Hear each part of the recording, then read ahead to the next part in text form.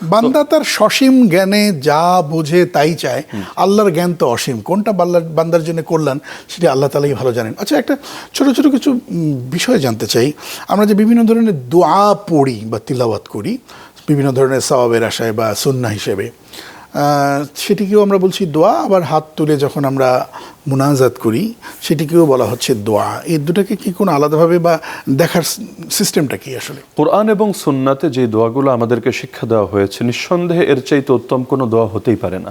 কারণ যেই দোয়ার শব্দচয়ন আল্লাহ শিখিয়েছেন অথবা রাসূলুল্লাহ সাল্লাল্লাহু আলাইহি ওয়াসাল্লাম আল্লাহর পক্ষ থেকে জ্ঞান লাভ করে নিজে করেছেন, পৃথিবীর সমস্ত আলেমদেরকে একত্র করলেও এর চাইতে উত্তম বা এর সমমানের কিছু কেউ কখনোই আনতে পারবে না।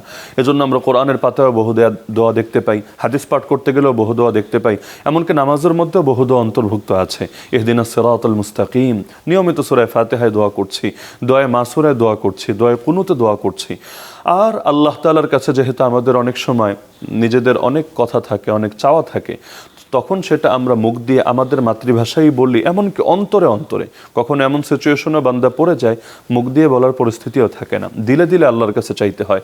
তো বান্দা সেভাবেও যদি আল্লাহর কাছে চায়, নিঃসন্দেহে আল্লাহ তার ডাকও কবুল করেন।